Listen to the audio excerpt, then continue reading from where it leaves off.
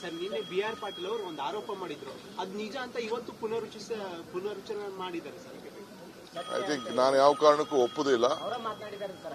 ಅವರು ಮಾತಾಡೋದು ಏನು ಮಾತಾಡಿದಾರೋ ಅನ್ನೋದು ನನಗಿನ್ನ ಅರ್ಥ ಆಗಿಲ್ಲ.